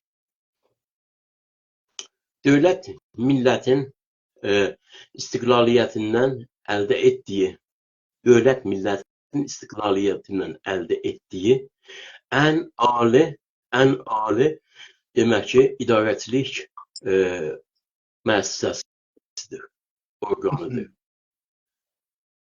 Dövlətin işi hardan başlayır, haracan gedir? Yəni, ən aşağı tərəfi haradır, ən yuxarı tərəfi haradır dövlətin? Dövlətin demək ki, ən yuxarı tərəfini desək, dövlətin ən yuxarı tərəfini, bütün dünyada olan dövlətlərin ən yuxarı tərəfi onun qanunqüzarlığıdır. Yəni, qanunqüzarlığı. Və eyni zamanda dövlətin dediyim kimi bir müəssisədir. Elə bir ki, bir kökdür. O kökdən budaqlar verir eşiyə. O budaqların birisi məsələn olur məclis, birisi olur daha doğrusu cəza, birisi olur icra, cümhuriyyət ya baş nazirlik, birisi olur. Və bunların hər birisindən yine özlərinə aid olan demək budaqlar ayrılır. Ən böyük budaq, ən çox budaq, ən demək ki, geniş budaq icra budağıdır, icra. Və biz ona hakimiyyət deyirik. Dövlətin hakimiyyəti, dövləti dövlətin hakimiyyəti, dövlətin cəza qanunları ilə birlikdə, dövlətin demək icra, dövlətin qanunquzar qanunları ilə birlikdə o dövlətin sütunlarıdır, üçlük sütunu sayılır.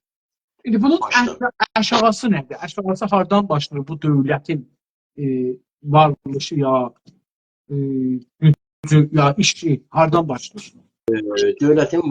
Dövlətin ən əşya varlıqlarını əgər nəzəriniz budur ki, demək ki, yerel təşkilatlar, yerel necə deyim, orqanlar, təbii ki, onu da Yox, icra mənzum budur. Məsələn, misal versəm bəlkə aydınladan düşüncəmi, bəlkə mənim düşüncəm. Məsələn, mənim nəzərimə gəlirdi ki, ən önəmli dövlətin işi istiqlalı almaq və istiqlalı qorumaqdır. Mən bunu düşünürdüm ki, həm Üz istəyirəm. İnsaf əlbəttə, dövlət istiqlal almaz ki. Dövlət istiqlalı saxlar. Dövlət istiqlalın ən üst düzey müəssisəsidir. yoxdur. Millət alır. İstiqlalı millət alır. Yəni mənim nəzərimə gəlir ki, bu istiqlalı ki, millət alır, dövlət yaradır istiqlaldan sonra. Bu istiqlalın birinci işi budur ki, bu istiqlalı qorusun. Dövlətin birinci işi budur ki, ən mühüm işi budur ki, istiqlalı qorusun. Ondan sonra rifahdır məncə. Amma siz məsələn bundan sonra indi o sistemləri yaratmaq təbii ki, o rifahı qorumaq üçündür, ya əmniyyət qorumaq üçündür. Rifah filan, Behman, bunlar hamısı hakimiyyətin dönəmini, hakimiyyətin devriyə gəlməsi ilədir. Hakimiyyətin devriyə gəlməsi ilədir. Məsələn, dövlət bir dənə təsəvvür edin. Biz deyək məsələn, dövlət bir dənə evdir dövlət. Doğrudur. Bu evdə kim yaşayır? Bu evdə insanlar yaşayırlar da. Yəni bu ev daşınmaz bir mülküdür. Daşınılmaz. Amma bu evin içindəkilər daşınandırlar. Gedərlər, gələrlər, hərəkət edərlər filan. Niyə? Ondan ötürü ki, o çarçıvanı saxlasınlar ki, o çarçıvada yaşasınlar. Misal çox bəsit misaldır. Doğru. Siz təsəvvür edin, bunu gətirək, böyüdək bir ölkə halətinə, ölkə sisteminə gətirək. Məsələn, bu günləri Amerikada bir ağ ev var. Düzdür? Bəli. Bu ağ ev dövlətin simvoludur. Ağ ev dövlətin simvoludur. 200 ildir bu ağ ev vardı. Eləmi? İndi fərqli binalar ola bilər, amma o ağ ev dediyimiz 200. Amma onun müstəəcirləri ki, hakimiyyətlərdilər, cümhuriyyətlərdilər, demək ki, başkanlıqlardılar. Məsələn, Amerika sistemi ilə desək, başkanlıqlardır. Bunlar nə edirlər? Dəyişirlər. Bunlar dəyişirlər. Ona görə də, məsələn, Vaşinqtonu, siz bunları məndən çox yaxşı bilirsiniz. Vaşinqton demək ki, 1 milyonluq hüdudunda bir şeydir də, şəhərdir. Elədir. Böyük bir şəhərdir. Yox, azdır əslən. 1 milyon olmaz. 1 milyonun altında bir şəhərdir, azdır. Ancaq bunun hər 4 ildən bir, ya hər 8 ildən bir baxır ki, o başkan seçilib seçilməməsi. Bütün demək ki, şəhrin müstəəcirləri dəyişir. Şəhrin müstəəcirləri niyə? Çünki hər partiya özü ilə iş başına gələndə özünün daha heyətin gətirir. O heyət özünün timin gətirir. O tim özünün takımlarını gətirirlər. O takım demək özünün at yapılarını gətirirlər, əşyalarını gətirirlər. Və bir zaman baxırıq, görürük ki, Vaşinqtonda, məsələn deyirəm, keçən il yaşayan o cəmiyyət tərkibi tamamən dəyişdi. Çünki niyə? Yeni müstəəcirlər gəldilər iş başına. Yeni müstəəcirlər yəni bürokrasi değişmir. Bürokrasi değişmir. Yəni bürokrasi qalır. Hətta burada sistem belədir. Yəni məsələn məclisdə dövlət qalır. Dövlət qalır. Bürokrasi də qalır. Bürokrasi dövlətin başında dövlətin başında, dövlətin beynidir. Kimdir beyni? Qanun əsasıdır. Kimdir beyni? Demək ki, onun necə deyim, cəza qollarıdır. Kimdir? Onun daha qanunverici qolları. Amma bunun icra qolu nə edir? Dəyişir. İcra qolu dəyişəndə icra qolunda bürokrasi değişmir. Müdürləri değişir.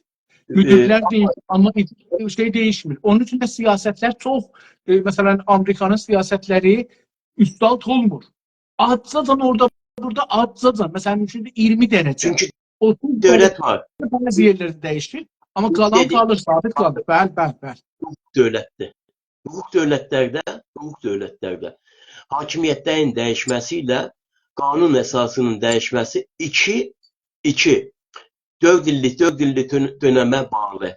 4 illik dönəmdən sonra taza sən eləyə bilərsən, yeni layihələr verirsən. Bilirsiniz? Bu ama bizimkində elə deyil. Bizimkində hətta Türkiyədə bir qanun dəyişmək üçün, qanun əsasının yəni bir maddəsini dəyişmək üçün 75% ona səs lazımdır parlamentdə. Parlamentdən 75 səs gəlməsə, %75 səs gəlməsə, bunun mümkün olmayacaq. Amma İsveçdə necə? Baxın, İsveçdə demək ki, bir partiya öz dönəmində eləyə bilər ki, təqaza versin ki, qanun əsasının burası dəyişsin. Ya anayasanın belə deyək, burası dəyişsin. Çox gözəl. Bu onu verər, 4 il dözməlidir.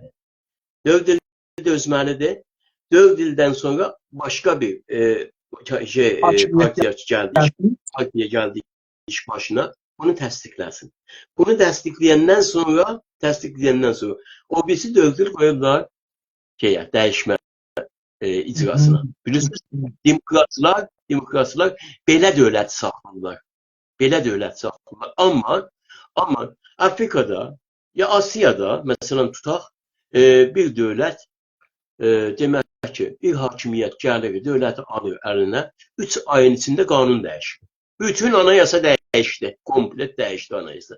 Şimdi bunun qabağında qarşısında dayansın. Demək ki, gəlişmiş dövlətləri də olur. Gəlişməmiş dövlətləri də həmişə hakimiyyətlərin əli altında əsarətdə olur. Arz edeyim ki hatta Amerika'da meclis de oturdu. Meclis de fark edilir. Amerika'da meclis birden aradan gitmez. Yani mesela beləsidir. Her 2 ildən bir 4 illik nümayəndəlik dövrəsi. Amma 2 ildən bir seçki olur. Yani mesela indi seçki olur. Ben seçilirəm. 4 il olacaqdır. 2 ildən sonra təzədən seçilir. Mənim 2 ilim qalır axı. Onlar ki 4 illəri təkmil olub. Onlar gedirlər ya təzədən seçilirlər. Beləliklə buna görə ki geçmiş təcrübə, yəni o idari sistem təcrübəsi eski adamlardan ki 2 il təcrübələri vardı, tazalara geçsin. Bilirsiniz, bunu deyirlər ki, qanun, yəni parlament dedik ki, qanun üretim mərkəzi, düzdür. Dedik ki, parlament icra qolundan tamamilə müstəqil olmalıdır. Ona görə də Amerikada hər 4 ildən 4 ilə bir seçiləndə, Cumhurbaşkanı seçiləndə kabinə dəyişmir. Kabinə zaman olur ki, seçilmiş demək ki, Cumhurbaşkanının əleyhinədir. Çünki çoxunluq müxalifət, yəni seçilməmiş başkanın demək olar ki, partisine aiddir. Ona görə qanun Amerikada... Bunu anlamadım, başlamadım, məcbur olur. Məsələn deyirəm, qoyub belə 2 dənə partiya vardı Amerikada, demokratdır, cumhuriyet, doğrudur. Demokratlar və respublikaçılar, cumhuriyetçiler. Demokratlar öz seçimlərində, Sina seçimlərindən öncə, nümayəndə seçimlərində getdilər, məsələn oldular 52%. Və qarşı tərəfdə oldu 48%. 48%. Cumhurbaşkanı seçimliyində. Bu Cumhurbaşkanı seçimi ki Sinaların demək olar çox böyük şey vardı. Orada hükmü gedir. Gəldi demək ki, məsələn bu Demokrat Partisinin şeydi, başkanı değil, bəlkə Cumhurbaşkanının başkanı seçilir. Burada Cumhurbaşkanlar 52%'dılar parlamentdə.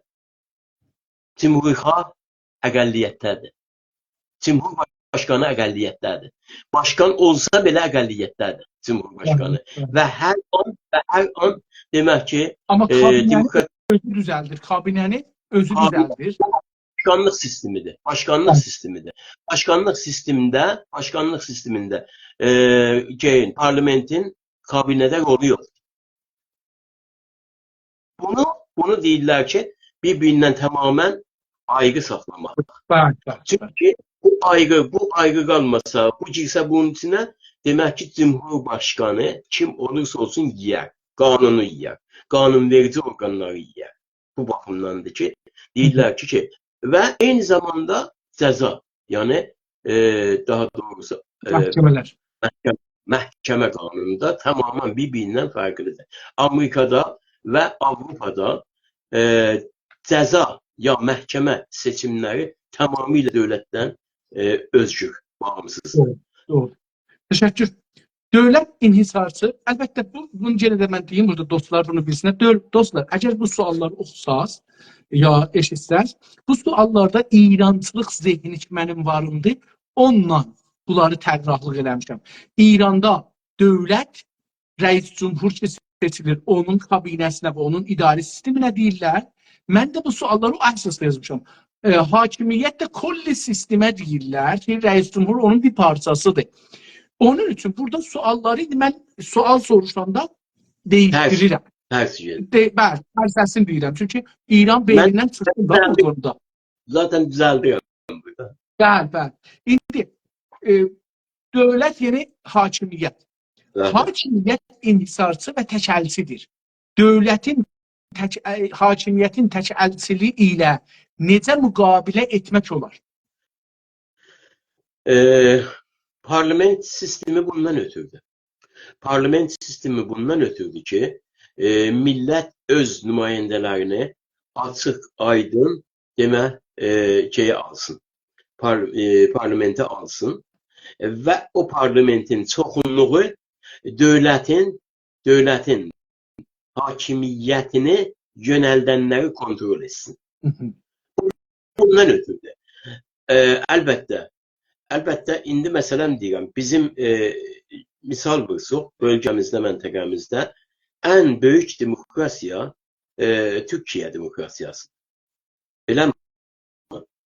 Türkiyə demokrasiyası demək ki, bölgənin, məntəqənin ən böyük demokrasiyası olmasına baxmayaraq, keçən illərdə, özəlliklə keçən 8 ildə, daha doğrusu bir sənə dövlətin özünün idarəsinin təkəlçilik forması aldı. Yəni, Cumhurbaşkanı eyni zamanda bir partiya başkanı olduğuna və eyni zamanda həman üstün səsi, üstün rəyi olan hakim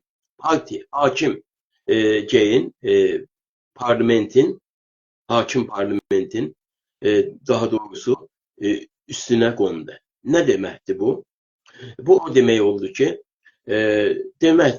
cənab Cumhurbaşkanı açıq aydıncasına hər nə ki istədi özü parlamentin keçiddi, qanunundan keçiddi. Yəni ağzından çıxan hər nə varsa əksəriyyəti öz əlində olan parlamenti özünə tabi etdi. Çünki onun ağzından nə çıxırsa, onların da ağzından o çıxırdı. Nəticə etibarilə nə oldu? Nəticə etibarilə demək ki, Türkiyənin ekonomisində 5 ilin içində 7 dana, 8 dana iqtisad və ekonomi vəziri əvəz olundu. Bu, bilirsiniz, böyük bir şeydir, böyük bir sual əlamətidir. Böyük bir sual əlaməti. Çünki bunların ortaya qoyduğu tək əlçilik siyasəti nəticəsində artıq millətin nə düşündüyü, artıq millətin nə istədiyi, artıq millətin ehtiyacları deyil. Bəlkə o təkəlçi hakimiyyətin ortaya qoyduğu nəticələr idilər ki, ortaya çıxdı. Nəticə etibarilə bunu belə deyə bilirik ki, demək ki, hakimiyyətlər tək əlçi hakimiyyətlərin qabağını, qarşısını almaq ancaq millətin mübarizəsi ilə, mücadiləsi ilə olası işdir. Nəticə etibarilə ki, nə deyək, son Türkiyə seçimlərində açıq ara müxalifət üstün səs gətirdi. Açıq ara müxalifət üstün səs gətirdi. Yəni müqavimət, sivil müqavimət ortaya qoymaq və nəticə almaq. Və gedir ki, hər halükarda nəticə alsın.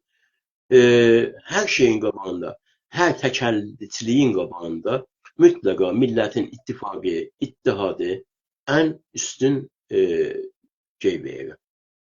Demək ki, nəticə verir.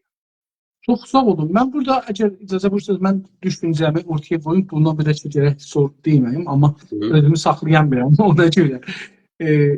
Türkiyə keçən illərdə xüsusən çox dərin bir iqtisadi vəziyyətə düşübdür. Bu bir vaqiiyyətdir. 11 ustan ya 15 ustan dağılıbdır.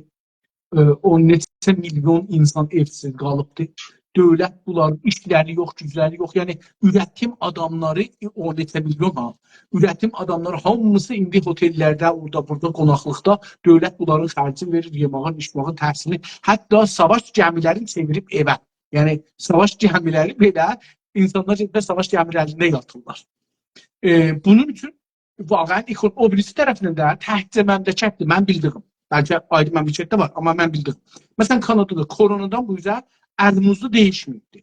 Hər şey qiyməti 3 qat olub təqribən, 4 qat olubdur. Hər şey qiymətlidir. Yəni ev kirası, yemək, içmək, ət filan olubdur. Amma indi Türkiyədə əlmuzlu dəyişir. Hər ayda dəyişmirsə 3 aydan bir, 6 aydan bir əlmuzlu dəyişir, təvəccühlə bir gedir. Kanadada o cür deyil. Bunun üçün orada mənim nəzərimə gəlir ki, ekonomini çox gözəl eləyə bilirdilər. O vəziyyətlə ki, qərardır, neçə milyon ev düzəldilər ya düzəldirlər.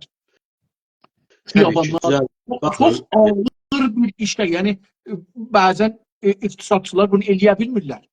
Mali cəhətdən çox ağırdır. 100 milyard dolar, əgər iştiba eləməsəm, ya 1000 milyard dolar, 100 milyard dolar dedilər ki, zəlzələnin xəsarətidir. 58 milyar. Xeyr, dünən idi, amarda mən 100 milyard oxudum. Özü şey verir. Dolar. Hətta bu xəbəri yazanlar yazmışdılar ki, vəzir deyirdi, məsələn, az deyil, çox deyirdi ya az deyirdi. Bu amar idarəsi kənddə hər şeyi düzəltdi, dedi. Məsələn, ölənlərin sayı 50 neçə min deyil, 48 min falandır, nə bilim, xəsarət ki, dəyibdir. Bu da 100 milyard vurdular. Hər halda o mühüm deyil. Mühüm budur ki, yəni o bir xəsarət dəyibdir. Bir də bu xəsarəti təzmin eləmək var. Yəni dövlət bunları tikir və o adamlar var. Adamlara yemək verirsən, işləri yoxdur, gücləri yoxdur, paltar, dava, dərman. Bu özü böyük bir. Mən dəfələrcə bunu demişəm, nəzərimə gəlir ki, əgər bu Avropanın hangi məmləkətində olsaydı, o məmləkət yıxılardı. Yəni məncə Türkiyə seçir. Yıxılmazdı. Ancaq təbii ki, Türkiyədə xəsarət çox böyükdür. Ancaq siz buyurdunuz ki, məsələn deyirəm. Bəli, Kanada dövləti vaqəən yıxılardı. Kanada dövləti eləyə bilməzdi. O büdcənin altından çıxsın. Qoymazdılar ki, yıxılsın. Təbii ki, qoymazdılar yıxılsın, amma o cür. Dövləti də depremlə yığmaq olmaz bu dünyada artıq. Artıq qoymazlar. Amma əlbəttə ki, çətinlik və ağırlıq var. Bu hakimiyyətlərin üzərinədir bu ağırlıqlar. Hakimiyyətlərin üzərinədir. Tək hakimiyyət deyil. O yerdə ki, müxalifət ilə hakimiyyət bir-birinə ilimlidirlər, bir-birini saygı ilə demək ki, görürlər və saygı göstərirlər. O dövlətlərin diyeyim ki, daha doğrusu o belə deyək də, siyasi depremləri azalır. Siyasi deprem dedim, azalır. Amma o yerlərdəki hakimiyyətlərlə iktidarların arasında böyük uçurum vardı. Orada demokrasi ile, azadlıkla insanların arasında böyük uçurum açılır ve nihayet itibariyle devlet sarsırır. Devlet sarsırır. Bakın bu günləri zarafat değil elbette. Elbette bu meseleden geçək məncə. Bəli, Geçək. keçək. Normalda hakimiyyətin qurumları ehtiyac duyduqları qanunları yazıb hazırlayırlar və məclis onları bir az o yüz, bir az bu yüz təsvib edir. Yəni məclis hakimiyyətin əlinin açarı və kilididir. Belədirmi? Bəyəklər buna misal verdik. Dedik demokrasilarda belə deyil. Ben İskandinavya'da misal verdim size. Dedim ki kanun demek ki anayasanı değiştirmek için bir 4 il təklif vermə, bir 4 il o birisi hakimiyyətin o birisi parlamentin vasitəsilə təsdiqləməsi ve onun o birisi 4 ildə icrası. Yani ne demek? Yani bir dana sen gelsen desen ki demek ki Əlifi götürürük bir eliyaq 8 il buna fürsət lazımdır, zaman lazımdır. Bu demokrasilarda və özünüz də çox gözəl işarə elədiniz bəyəkləri Amerikada olan parlament seçkilərini ki, əslən cümhur seçimlərinə dəxli yoxdur. Baxın, fərqlidir. Yəni, zaman olur ki, dediyim kimi, bir dənə cümhurbaşqanı gəlir, deyim mən cümhurbaşqanıyam, başqanam, məsələn, istəyirəm ki, filan ölkəyə 10 dana demək ki, F-35 verəm. 10 dana F-35 verəm. O, müxalifi parlamentdən azınlıq olduğuna görə müxalifət bunu qabağına alır, qoymur versin. Məgər bu neyniyər? Bu gələr müxalifəti veto edir. Yəni məclisi veto edir ki, bu da çox ağır bir məsələdir. Yəni bir cümhurbaşqanı istəyir ki, 2 dəfə, 3 dəfə məclisi veto eləsin, özünü veto elərlər. Özü şeylər. Bu cəhətdən o demokrasilarda elə belə rahat deyil. Bir qanunu dəyişmək belə rahat deyil, mümkün deyil. Hətta bəyəkləri biz Türkiyədən misal vurduq. Dedik, Türkiyədə bir dənə qanunu dəyişmək, yeni qanun, anayasa istəyirlər, gətirsinlər. Bu yeni anayasa üçün %75 oy lazım. Yəni oy lazım, onay lazım. %75. %75 yoxsa demək ki, bu da yoxdur. Bu da yoxdur. Yəni bir dənə hakimiyyət partisinin ya koalisiyanın o qədər gücü olmalıdır ki 75% məclisi əlində alsın ki bir dənə qanunu eləsin, dəyişsin. Çox çətin məsələ. Hidayət bəy.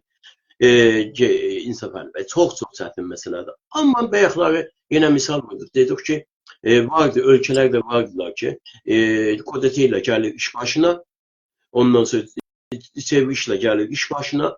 Elə iş başına sabahından etibarən eylem edir ki, məclis fəsk, ondan sonra hüquq fəsk, cəza fəsk, mən sadəcə özüm hər şeyəm deyə. Bu da var da, bu da bizim bölgələrimizdə, məntəqələrimizdə çox olur. Doğrudur. Arz edeyim ki, dövləti kim qurur? Dövləti yoxsa hakimiyyəti?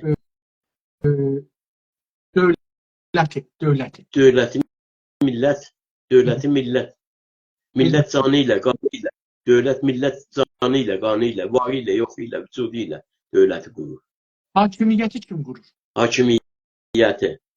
Hakimiyyət demək olar ki, millətin demokrasiyalarda millətin səsi ilə, millətin sözü ilə, millətin istəyi ilə və nisbi şəkildə çoxunluğu ilə qurulur.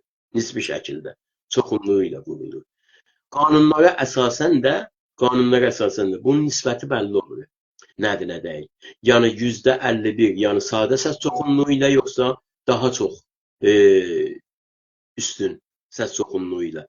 Və bunlar hamısı qanuna aiddir. Qanunun əsasları ortaya qoyur. Tamam. hakimiyyətin kontrolu millətin, milli güvənə və milli çıxarlara zərər verə bilərmi? Hakimiyyət də, yəni prezident falan. Milli güvənə və milli çıxarlara təbii ki verər. Əlbəttə ki, hakimiyyət dediyin əgər demək ki, özü kontrol içində olmasa, özü başqa qüvvələrin və sivil toplum quruluşlarının tərəfindən daima kontrolda olmasa, həm özünə zərər verər, həm dövlətə zərər verər, həm millətə zərər verər. Bilmirəm, anladım mı sizin? Mən kamil aldım siz nə buyurdunuz. İndi dövlətin xədəmələrin hangi səviyyətək millət seçməlidir? Dövlətin xədəmələri dediyimiz hakimiyyətdir. Hakimiyyət istərsə tək olsun, istərsə tək olsun, hakimiyyətin xədəmələri. Fərq etməz. Yəni burada sualınızı bildim mən.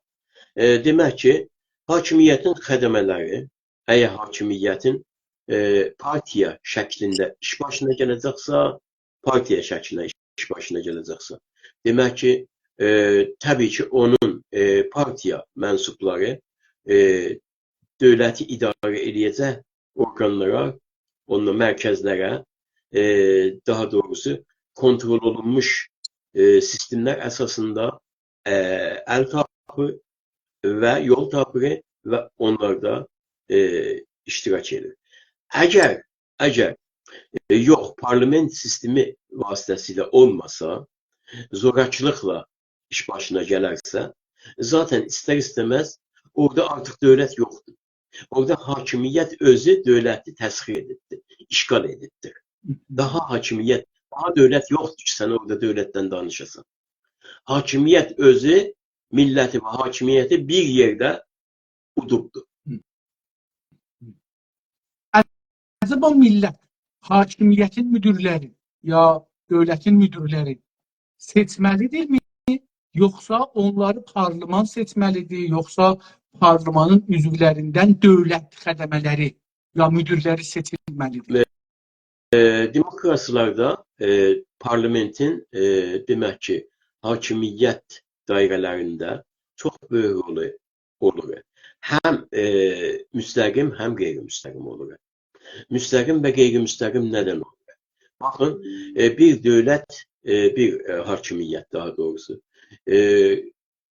Çünki seçim vasitəsilə birilərini üstə qaldırıbdır və onları məclisə yollayıbdır, bir partiya məclisə yollayıbdır və o məclis vasitəsilə demək ki, hakimiyyəti ələ alıbdır.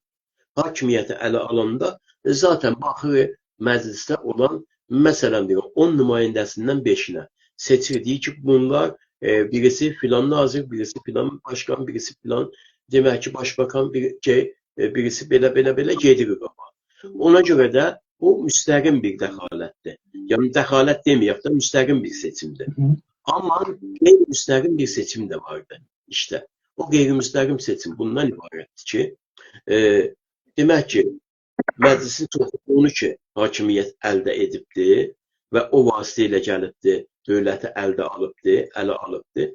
O vasitə ilə də eyni zamanda at yapılarda demək ki, sərgilənən bütün şeyləri, sistemləri kontrol altına alır. Bu o demək deyil ki, bəs demək ki, hakimiyyət ki, bir partiyaya, iki partiyaya aiddir və kontrolü alıb əlinə, dövlətin kontrolünü alıb əlinə, demək ki, başqa müxalifətdən olan heç kimin haqqı yoxdur yazsın, iştirak eləsin burada.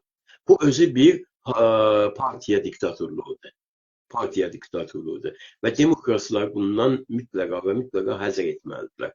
Orada gəlir deyir ki, yox. Məsələn, demək ki, yerel seçimlər vardır.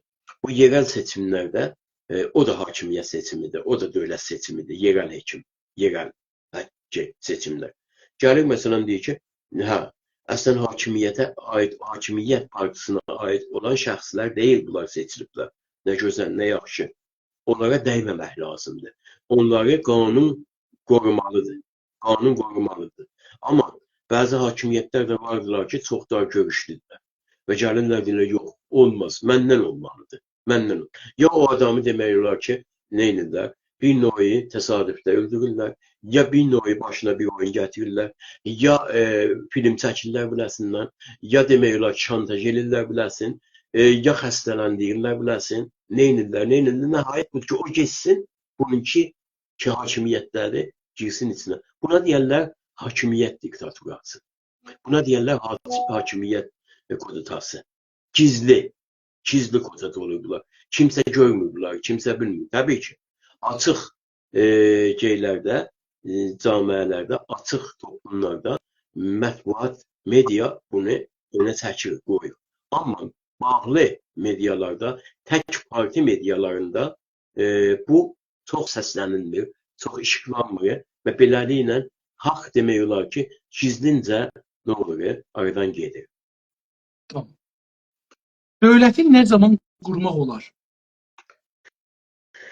Dövləti nə zaman dövləti hər zaman ki millətin iradəsi təcəlli edərsə, millətin demək ki idealları və millətin ülküləri o feylə ya obyektiv halə gəlirsə, onda dövlət qurulur. Amma hakimiyyətin quruluşu nə zaman olursa, hakimiyyətin quruluşu bayaqlar dedik.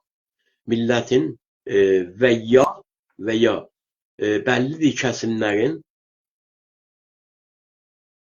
hegemonluğu ilə qurulur. O dövlət, o hakimiyyət ki, bəlli millətin hegemonluğu ilə qurulur, o demokrasiyadır. O dövlət, o hakimiyyət ki, dövləti demək ki, kimsələrin əli ilə, məsələn, olsun ordu, olsun polis, olsun demək ki, xəfiyyə sistemləri, olsun başqa dövlətlərin adamları, casusları, olsun demək ki, 5-ci kolonlar, əgər bunlar gəlirlərsə, hakimiyyətə ələ alırlarsa, bu kudeta şeydir. Yəni diktaturadır, diktatura hakimiyyət olur. Gözəl. Əcəba vətən işğalda olursa, ya dövlət millətin iradəsinə, dövlət deyəndə məzur hakimiyyət, hakimiyyət millətin iradəsinə, hüququna, istəyinə və yox deyirsə, millətin dövlət qurma haqqı var mıdır? Ya hakimiyyət qurma haqqı var mıdır? Belə də demək olar. Əlbəttə, hakimiyyət haqqı zaten millət öz dövlətini qurubdur. Zaten millət öz dövlətini qurub. Millət nə deməkdir? Millət demək ki, başımızın üstündə olan bayrağımız deməkdir. Millət dövlətin atributları deməkdir. Millət demək olar ki, ordu deməkdir. Millət milli bank deməkdir. Millət sınır deməkdir. Millət daha doğrusu pul deməkdir. Millət para deməkdir. Millət necə deyim, universitetlər deməkdir, nələr deməkdir. Yəni bunlar millətdir. Bunlar dövlətdir ki, millətin əli ilə qurulublar. Amma əgər bunlar hər hansı bir metodda, hər hansı bir gəlişmədə kimsələrin tərəfindən təhdid olunursa, təbii ki, onları demək olar ki, millət mühafizət etmək üçün hakimiyyətin yerinə başqa hakimiyyət gətirməsi gərəkir. Demokratik vəziyyətlərdə və ya cəbri vəziyyətlərdə. Demokratik vəziyyət olursa, nə gözəl, nə yaxşı. Olmursa, dövləti çapulçuların əlinə tapşırıb və onu onların əlində əsir edib təslim etmək olmaz. Çünki çapulcu dediğimiz diktaturlar, diktatur hakimiyyətlər dediğimiz bunların en büyük özelliği bundan ibarətdir ki, bunlar hər şeydən öncə dövləti işgal edirlər. Dövlət hakimiyyətin əli ilə işgal olunursa, millət onu işgaldan qurtarması gərəkir. Çok sağ olun. Teşekkürler. Hakimiyyət, məclis və ədliyyə. Bir, bunları bir görürsünüz, yoxsa ayrı-ayrı görməlisiniz? Tamamen ayrıdırlar birbirinden. Eğer bir olursa, eğer bunlar üçü bir olursa mutlaka demek ki icra ya hakimiyyət bunların ikisini öz hizmetine alacaktır ve o ülkede ne kanun kalacaktır ne hakimiyyət kalacaktır. O ülkede sadece bir tane diktatura hakim olacaktır ki o diktatura her şeyden önce dediğim kimin devleti yiyir.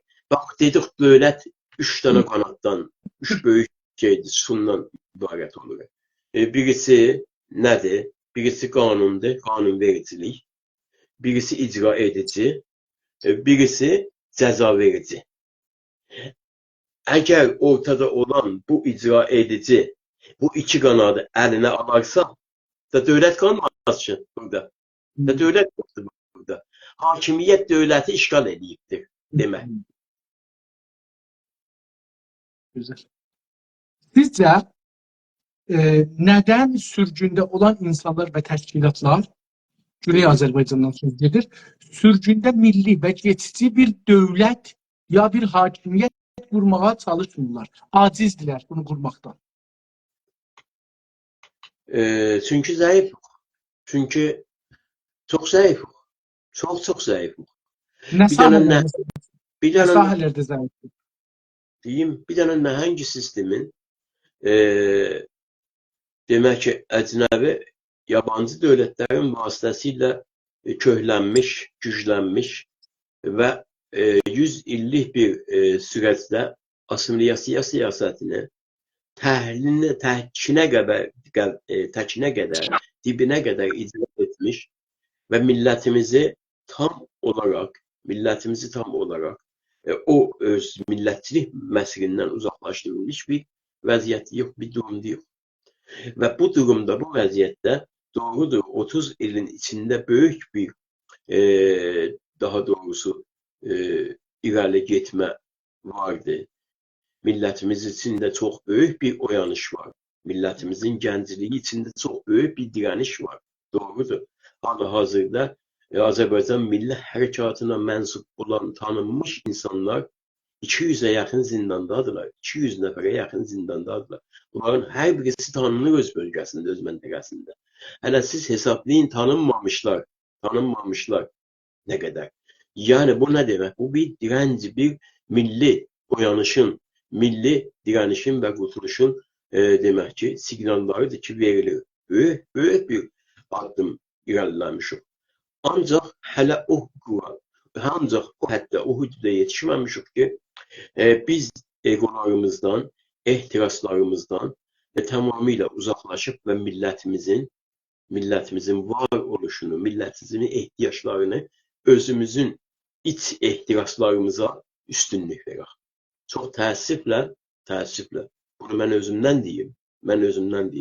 Yəni, burada deyək ki, məsələn, birimiz suçsuzluq, başqa suçlu yox. Burada suçsuz axtarmıyoruz biz. Burada demək ki, o sınıra ki yetişəcək yox, o sınıra yetişə bilməmişik, onun yollarını axtarırıq. Onun yollarını da birlikdə axtaracağıq, birlikdə tapacağıq. Bizdən olan heç kim bizim düşmənimiz deyil. Bizdən olan hər kəs bizim doğmamızdır. Hər kəs bunu belə düşünərsə, gəlib nə tohin ilə, nə iftirə ilə, gəlib nə birisini incitmə ilə, o yanlış davranışlarla demək ki, nəticə almayacaq faktlar ortaya qoymaz. Ancaq biz bu günləri o həddə deyilik. Çox təəssüf. Bax, baş əsas budur. Ondan sonra çoxları vardı, bilirsiniz. Yəni, fikirsiz düşüncə müşkülü var, rəqabət müşkülü var, yoxsa məsələn pul müşkülü var, nə müşkülü var? Onlar əlbəttə məsələyə demək ki, özləri baxaq və nəsnəndir. Ya obyektiv baxaq, subyektiv baxaq. Biz indi demək ki, məsələnin o sobgələrimizdən axıb gəlib objelərimizə hakim olan tərəfini danışırıq, tərəfini. Amma ondan gəlib əməli şəkli danışanda deyəcəyik ki, mediamız yox. Bu bir nədir? Bu bir obyektiv əsasdır. Gələcək deyəcəyik hamımız yoxdur. Gələcək deyəcəyik ki, demək ki, məsələn şüarlarımız tam olaraq ortaqlaşa bir araya gələ bilmir. Yəni bunlar tam əməli bir